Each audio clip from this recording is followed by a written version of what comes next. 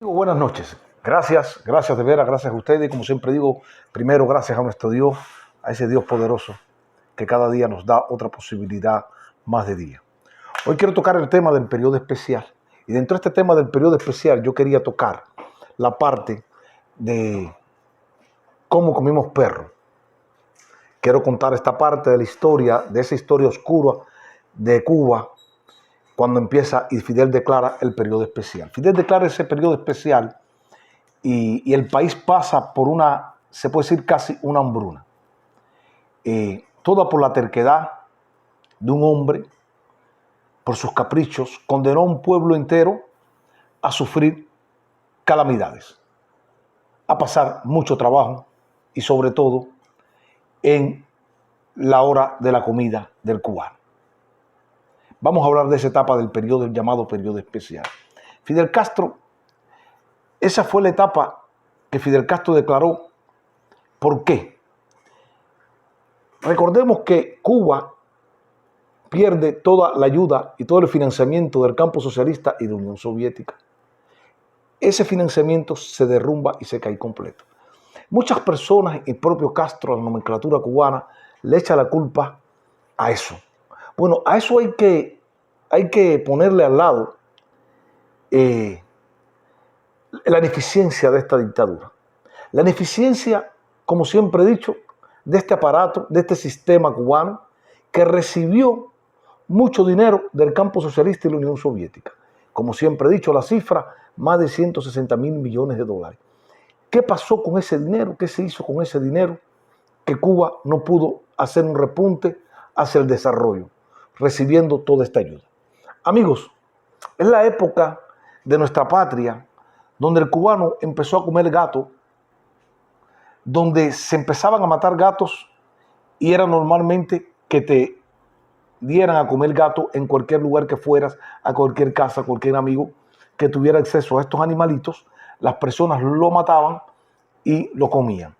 Yo fui casi un amigo en Bauta y él nos hace un fricasé de conejo y nos dice después que terminamos de comer todos que habíamos comido gato y nos enseña ahí los cueros del gato. Eso fue horrible. En los mercados se comenzó, en ese periodo especial, se comenzó a vender frazadas de piso con bistec empanizada. Se hizo, varias personas inescrupulosas agarraban lo que era la frazada de piso para hacer la bistec y se la vendían a las personas como bistec. También te vendían pan con aura tiñosa y te decían que era pan con pavo. Vendían en la pizza la mezclaban con preservativos, se derretía el cordón, se derretía y mucha gente comían pizzas con preservativo. Llegó a mezclarse a hacer puré de tomate con sangre de animal y se vendía normalmente esto. Este periodo especial en Cuba trajo podemos decir, una corrupción en el país sin límite. Trajo muchas personas, como dije, inescrupulosas que vendían lo que tuvieran que vender para ganar dinero. El pueblo cubano, su alimentación, bien, sus nutrientes, el pueblo cubano los empezó a bajar. Tenemos que recordar que nosotros en Cuba, como dicen, ellos siempre están en las etapas coyunturales. Nosotros en Cuba hemos estado 61 años en etapas coyunturales. Sucede que cuando nosotros estábamos mejor en Cuba, era con esa ayuda que recibíamos, esa ayuda soviética, y ellos importaban mucha comida y había más acceso a la comida del pueblo normal, había mucho más carne, había mucho más pollo. ¿Por qué? Porque ellos de esa ayuda también recibían pescado, recibían carnes, recibían materia prima para la leche en polvo, de Alemania principalmente. Y esto, en la industria láctea, la industria alimenticia fue desarrollándose. Ahora, cuando cae el periodo especial que empiezan el país con estas carencias de alimentos, Castro le da la orientación a la industria alimenticia, a su instituto de investigación en la industria alimenticia, ubicados en el Guatao, que tenían que inventar algo para extender, para hacer algo para aliviar el hambre. ¿Qué había que inventar? Apareció el picadillo de plátano, no sé si lo había dicho, apareció muchas cosas. Ahora, la industria alimenticia, con ese instituto en el Guatao, inventa lo que es el picadillo de soya y lo que es la masa de oca. Esa cosa que nadie se la podía comer, pero estaba destinada al pueblo. Pero no se la comían los miembros del buró político ni los altos dirigentes cubanos. Se la comían los miembros, se la comía la población. Voy a llegar, y quiero que me sigan, voy a llegar al momento que comimos perro, ¿ok? Voy a llegar al momento que comimos perro. Un experimento que quería hacer la dictadura con el pueblo. Ahí voy a llegar. Bueno, la industria alimenticia crea esta masa de oca y este picadillo de soya que no había quien se lo comiera. Y mira que las madres cubanas trataban de inventar para que esto tuviera un buen sabor. Si tú lo guardabas para otro día, eso no hay quien se lo comiera. Tú solo ponías a los perros y los perros no se lo comían. Yo recuerdo que esta masa y este picadillo de soya, la unión de la carne importaba una materia prima que se llamaba MDM, que había que echársela al picadillo de soya y a esta pasta de oca para estirarla más. Para nadie es un secreto que la soya, si tú la comes en muchas cantidades, es muy caliente.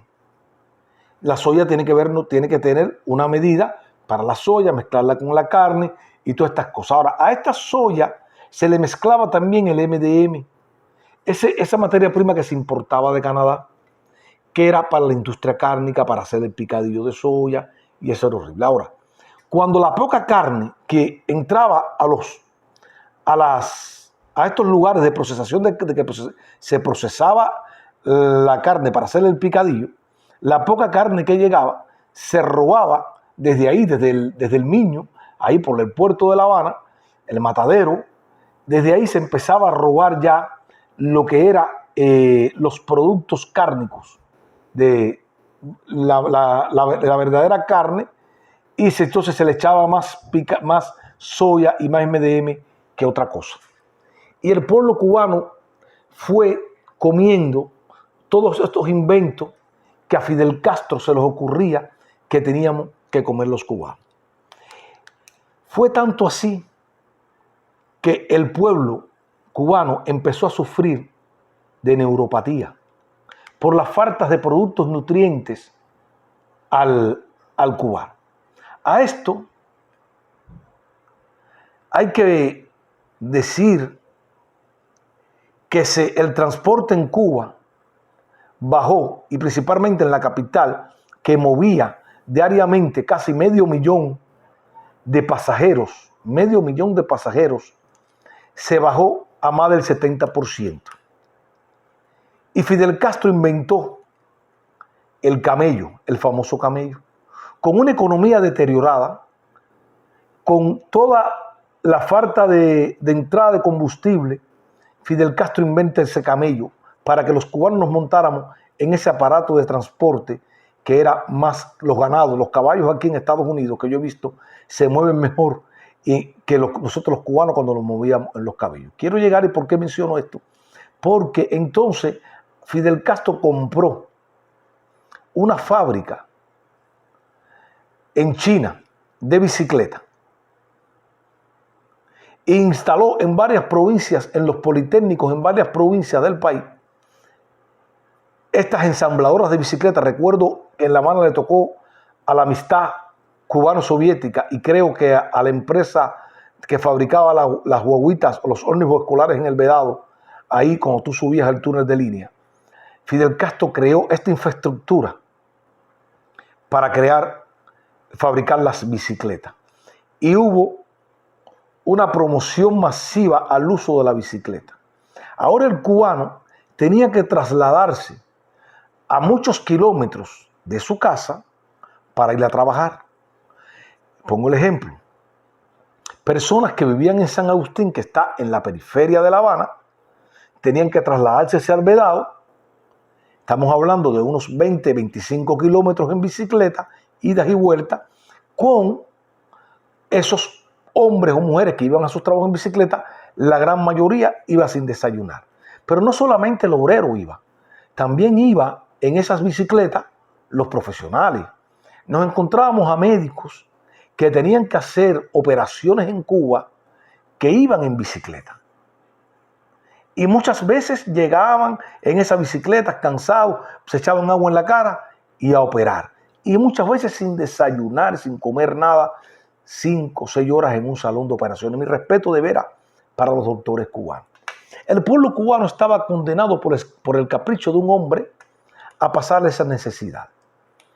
Al venir y a tener el país estas carencias, hay algo que los comunistas nunca falta con los comunistas, porque al pueblo hay que darle pan y circo, era la bebida. Y Fidel Castro, con esta industria alimenticia y la industria de bebidas y licores de Ciudad de La Habana y del país, la Unión de Bebidas y Licores, tenía que inventar un ron bien fuerte, bien a granel para el pueblo.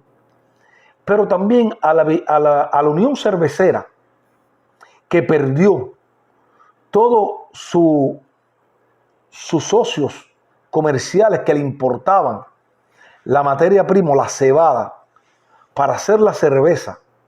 No había casi entrada de cebada al país. Recordemos que los que más importaban, los que más mandaban, le vendían a Cuba la cebada, eran los países socialistas. Mandaban muchas cebadas para Cuba para procesar y fabricar la cerveza cubana. Y existió entonces el vino espumoso. El vino espumoso se le llamó, en ocasiones los cubanos le llamábamos, quítate el blume, porque las mujeres se emborrachaban y aquello era horrible. Ese vino espumoso que no era ni cerveza, era un proceso que no llegaba a ser cerveza y lo dejaron como vino espumoso. Eso fue un invento de la industria alimenticia para tener al pueblo bien contento y bien enajenado de la realidad que estaba viviendo en Cuba. Se crearon en varios municipios plazoletas para que fuesen orquestas a tocar o músicas grabadas ahí y que las personas, los cubanos, hombres y mujeres, fueran ahí a tomar el vino espumoso o a tomar la cerveza de mala calidad, que es la cerveza a granel. Señores, les voy a decir algo. Habían broncas y broncas porque las personas, para coger los garrafones de cerveza o los tanquecitos, esos que eran parecidos, los tanquecitos que eran parecidos a los lubricantes, las personas se fajaban por agarrar esa cerveza. Llegó a costar en el periodo especial esos galones de cerveza, llegaron a costar 100 pesos. Las personas se mataban, las personas dormían para agarrar esa cerveza. Se fue enajenando la sociedad cubana, se fue degradando la sociedad cubana en esos lugares. Los hombres, las mujeres orinaban, las broncas, las fajazones. Eso era horrible. En Cuba no había reporte, no hay prensa libre, no podía haber reporte de la cantidad de agresiones, de gente picada, gentes muertas que había en esos lugares que eran lugares populares donde iba la población a tomar cerveza. Aquello era horrible, aquello daba pena. Existió y estuvimos condenados los cubanos, fíjense amigos, a tomar una bebida que le decían chispa de tren. Chispa de tren era con alcohol de 90, se mezclaba con, no sé, con luz brillante. Eso era horrible. El cubano empezó a tomar chispa de tren, una bebida que estaba haciéndole daño al cuerpo del ser humano por dentro de los organismos. Hubo en esa época muchos muertos que el gobierno nunca dijo por el consumo de alcohol metálico o alcohol etílico, un alcohol que no se podía tomar, que era de uso industrial, un alcohol venenoso. Se llegaba a vender para la gente mezclarla con esa chispa de tren. Para que no le saliera el olor a luz brillante, a querosén, para los que no conocen la luz brillante, es el querosén. Las personas inventaron que con la caca de los niños y unos pañales se filtrara esto para quitarle el olor al querosén. Imagínate a qué grado llegamos los cubanos. A un grado de enajenación grandísimo. Llegamos los cubanos a hacer, a comer y a tomar lo impensable. Por culpa de un sistema y de un hombre que los condenó a eso. Y también, digo yo, por la cobardía de todos los cubanos, que permitimos que este hombre nos utilizara como experimento por 61 años o por todos los años que estuvo él vivo a los cubanos. Y cuando digo que cuando dejamos de comer los alimentos los cubanos un poco mejor, empezó a salir la pastilla esta, empezó a salir la neuropatía. Y Fidel Castro hizo otro invento. Y ahí sucede que ahí entramos a jugar la seguridad personal cubana. En los inventos como carnes de cañón. Fidel Castro inventó con el Ministerio de Salud Pública, con los laboratorios cubanos, las pastillitas, que eran los multivitamínicos. Una pastillita amarilla, que era bien amarilla. Cuando ibas al baño hacía pura popó amarilla. Que esto iba a sustituir bistec, comida. Imagínate, nosotros fuimos los primeros, la seguridad personal, los primeros que empezamos a consumir esto. Eso fue un desastre. Eso fue un desastre. Muchos hombres empezaron a bajar tallas y tallas y tallas de peso. Las personas empezaron a bajar, que era horrible. Una pastilla, que no sé ni qué tenía ese invento, pero decían que era un multivitamínico para poder apalear las faltas de nutrientes en la comida del cubano con estas pastillitas. Y nosotros fuimos los primeros carnes de cañón en la seguridad personal. Ahora, vamos a lo bueno, amigos. En ese tiempo se nos empezó a dar de comida a nosotros en los comedores de seguridad personal y en diferentes unidades de seguridad personal. Una carne que decían que era carne de puerco. Mira, al cubano tú lo puedes engañar con cualquier carne, pero con el puerco, al cubano no hay que lo engañe. El cubano es conocedor y consumidor de puerco. El puerco, cuando tú lo tiras a cocinar, el puerco échale sal y el puerco huele. Aquello que se cocinaba no olía nada. Aquello era una cosa extraña. Se nos dijo que era un puerco de Ecuador. Y eran unos huesitos que si tú veías aquello, nosotros estábamos en punto cero, la guarnición de Fidel. Habían dos cocineros, Silencio y Matancita. Esos hombres, mi respeto, hacían maravillas para poder quitarle el sabor a esa cosa tan horrenda y tan mala que nos daba. Imagínate, 24 horas en la unidad, ahí teníamos que comer lo que nos dieran. Sucede que de los 5 hijos de Fidel Castro, hay 2 que son muy gordos, eran 2 que estaban pasados de peso. Era Ale, el segundo, y Ángel Castro. Angelito, el más chiquito, el quinto, el 5, le decíamos el 5. Recuerden, como yo he dicho, a los hijos de Fidel se le llamaban cuando entraban por cualquiera de las postas de entrada a punto cero, se llamaba puesto de mando y se decía entró el 1, entró el 2, entró el 3, entró el 4. Y así había que hacer un reporte al oficial de guardia de las entradas y salidas de los hijos de Fidel de punto cero.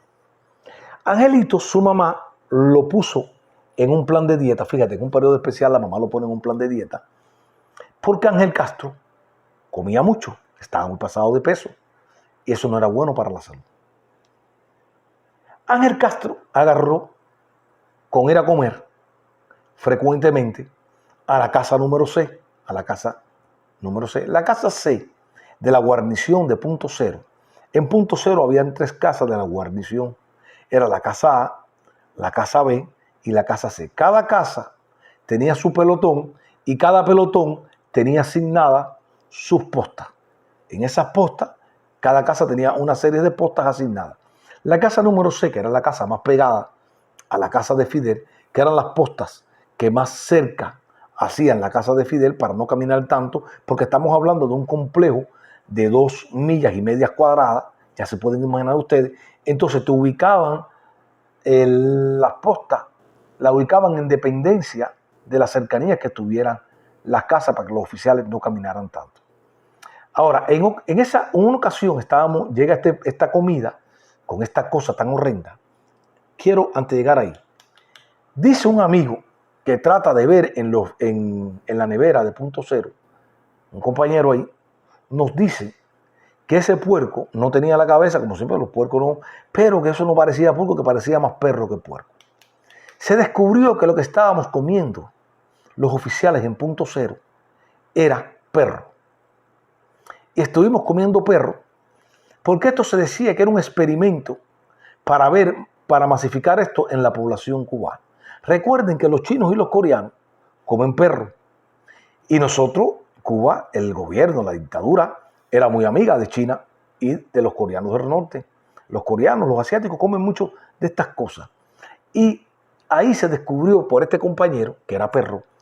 Pero sucede que cuando Matancita Matancita llegaba en un jeep con la comida, porque únicamente en el comedor de la guarnición de Punto Cero comía la casa número A y el puesto de mando y la jefatura que estaban ahí en el comedor. La casa B y C tenían su comedor ahí mismo. Y entonces el cocinero iba en un jeep y despachaba la comida en la casa B y en la casa C. Ahí en la casa B y en la casa C. En la casa C donde estábamos comiendo nosotros, Matancita está sirviendo, me recuerdo muy bien porque estábamos todos ahí. Llega el compa, como le decíamos los compas, a Angelito, que comía normalmente con nosotros, nos saluda. Y cuando Matancita le sirve a Angelito, Angelito huele y le dice, oye, ¿qué es esto, Matancita? Matancita le dice, bueno, es carne, pero ¿qué carne? No, carne de puerco, esto es carne de puerco, dice Ángel Castro. Y nosotros comíamos en unos platos, y Ángel Castro dice, sírveme. Y va con este plato para su casa. Perdón, se está moviendo el teléfono. Ángel Castro va con ese plato hasta su casa y nos dice el cuento, una de las empleadas que después iban a comer, porque las empleadas de Casa Fidel, las dos personas que limpiaban, que lavaban la ropa a Fidel y a la familia, ellas iban a comer con nosotros a la casa número 6. También Fidel contaba con 2 cocineros por turno. Uno era Cuña y otro era Gil. Un día trabajaba uno y al otro día trabajaba el otro. Entonces, a nosotros nos hace el cuento una de las señoras de la casa cuando van a comer, que lo que se formó dentro de la casa de Fidel fue tremenda gritería con Ángel y su mamá. Porque Angelito estaba en la mesa, Fidel, eso es lo que nos dice la señora, ¿ok? No es que yo lo pueda, la señora nos dice el cuento, ¿ok? Estaba en la mesa Fidel con Dalia Soto de Herbay, estaban comiendo ellos, estaban ahí, le estaba atendiendo el gastronómico poniendo en la mesa, y Angelito llega y le pone el plato de frente a Fidel Castro, de la comida que estábamos comiendo nosotros. Fidel Castro, Angelito dice, y Fidel dice, ¿qué cosa es esto? Dice Angelito, pruébalo, huélelo. Y Fidel no lo prueba, lo huele y dice, ¿pero qué es esto? Y Ángel Castro, palabras de las señoras que trabajaban en la casa, Angelito dice que esta, su mamá, es lo que le está dando los oficiales aquí o mandó a darle los oficiales aquí. Sin saber el propio Angelito que su papá era el que estaba atrás de todo esto. Y automáticamente, así como encender y apagar una luz, se desapareció esas comidas de toda la seguridad personal. Gracias a la intervención de Ángel Castro, que abogó por la mala comida que estábamos comiendo allí, pero esto evitó el experimento a que saliera hacia el pueblo cubano. Gracias a ese capítulo que lo que sucedió dentro de casa de Fidel Castro.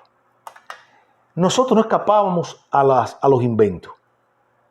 Ahora, en esta lucha de los inventos del periodo especial que estaban los bueyes no se podían utilizar porque no habían bueyes, estaban muy flacos.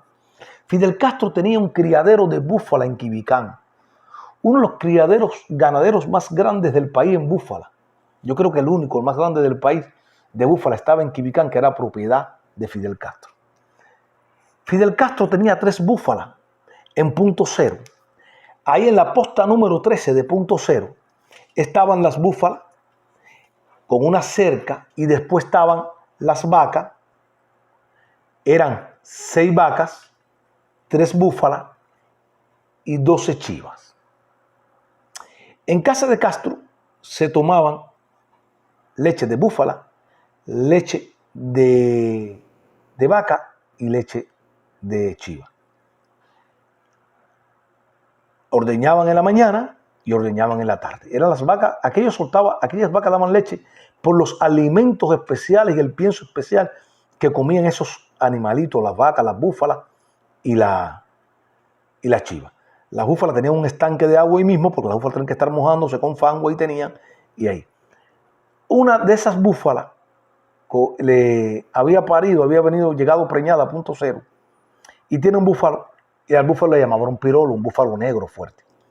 Fidel Castro quería ese búfalo para que arara la tierra, para empezar a agarrar la agricultura cubana, para que los campesinos empezaran a arar la tierra con búfalo. Imagínense ese búfalo cuando creció, el pirolo, era agresivo el búfalo pirolo.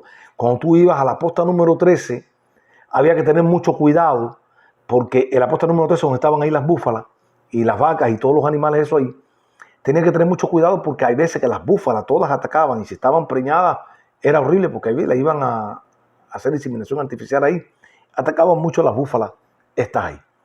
Pirolo, Rodosvaldo, el jefe de el capitán Rodosvaldo, el jefe de los oficiales que atendían el hidropónico, bueno, empieza con este experimento y aquel búfalo acabó. Aquel búfalo, en uno de sus arranques, va y no para hasta la casa de Juan Almeida Bosque. Juan Almeida Bosque era vecino de Castro, de Punto Cero. Los patios de las 2 casas de Almeida tenía 2 casas ahí. En esas 2 casas, los patios colindaban con la posta número 10 de Punto Cero. Almeida tenía sembrado de la parte de atrás de su patio, después de su piscina, tenía sembrado maíz. Y este búfalo va hasta el maizal y se tira y llega, rompe cerca, rompe todo y llega hasta la piscina de Casa de Almeida. Ya estaba sucediendo la comida de Angelito y Fidel Castro manda, después que le dicen lo que sucedió con Casa de Almeida, del comandante Almeida, Fidel Castro manda a sacrificar a Pirolo y sacrifica a Pirolo para que nos lo dieran de comida, porque escaseaba la comida, ya no había comida, por eso porque los oficiales comiéramos carne ahí en Punto Cero. Carne que casi no la vimos, se la comió más, ¿cómo se llama? Se la comió más el jefe de servicio Alcide, el gordo Alcide, el capitán Alcide, se comió más carne, parece. El teniente coronel Lemo y el teniente coronel Díaz Fon se llevaron, parece, la carne para su casa. Amigos, hago estos cuentos porque nadie escapó a las barbaridades del periodo especial. El pueblo cubano fue perdiendo fuerza. Personas que nosotros mismos teníamos una bicicleta, yo tenía una bicicleta que me costó 130 pesos, porque nos las vendían en 130 pesos, y yo tenía compañeros que iban, es más, el capitán Gallo, iba desde Punto Cero, Jaimanita, miren esto, hasta San Antonio de los Baños. Él vivía en San Antonio de los Baños. Pero había uno que le decíamos Winnie, el capitán Winnie, que iba desde Punto Cero hasta Winnie en bicicleta. La guagüita, como era periodo especial, siempre estaba roto el transporte para la gente que vivían lejos, que la guagüita moría en la mar. La gente casi siempre estaba rota la guagüita, falta de combustible, y los oficiales tenían que irse en bicicleta desde Punto Cero hasta la mar. Esta fue la realidad que nos tocó vivir a todos los cubanos. Esta fue una realidad que puso la salud, del pueblo cubano en riesgo completamente. La falta de nutrientes, muchas personas inescrupulosas vendiendo alimentos en la calle que no estaban pasados por sanidad, por ningún control.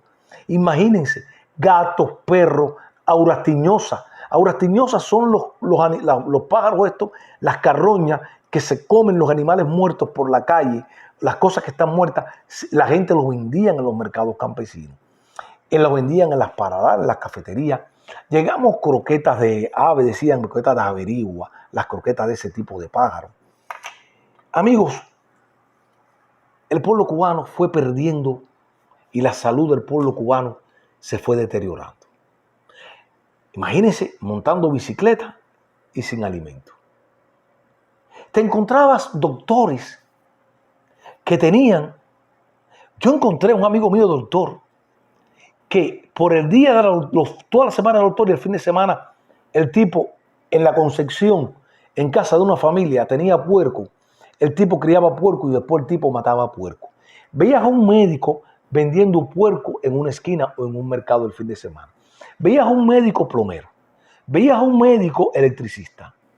Médicos cirujanos, muchos que tenían sus parcelas con comida. Imagínense las manos de un cirujano, de un médico cirujano haciendo esto. Un médico cirujano en bicicleta para llegar a atender a un hospital a operar. Todo por el capricho de un solo tipo y por un grupo que, como siempre digo, una mafia que se robó el país completo. Chispa de tren, alcohol, y se convirtió la sociedad cubana en esa época. La sociedad cubana aumentó el alcoholismo en la sociedad. Comenzamos a ver a hombres dignos. Yo los vi que fueron cayendo y se fueron consumiendo en el alcohol. Y empezaban a morir las personas en Cuba, fíjense, de cirrosis hepática. Hombres y mujeres se escudaban en el alcohol. Nos daban, en Cuba es muy normal que los médicos, y hubo esa política, porque estábamos enajenados a las carencias. No podíamos pensar en nada, sino pensar en la sobrevivencia. No podíamos pensar en política, en tumbar al gobierno, en nada. En Cuba los médicos recetan mucho el meporomato o el diazepam. Estas pastillas, cuando tú las mezclas después de haber tomado ron o la cerveza a granel o el vino espumoso, que te daba dolor de cabeza, porque estábamos hablando de bebida sin ningún tipo de calidad,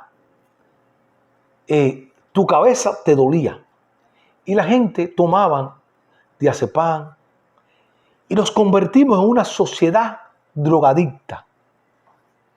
Porque el diazepam y estas pastillas con el alcohol hacen un efecto de como si estuvieses tranquilo, sedado. Y nos mantenían, la dictadura nos mantuvo así. Por eso que en pleno periodo especial, y ahora la dictadura no ha dejado de vender ron, de vender cerveza a granel,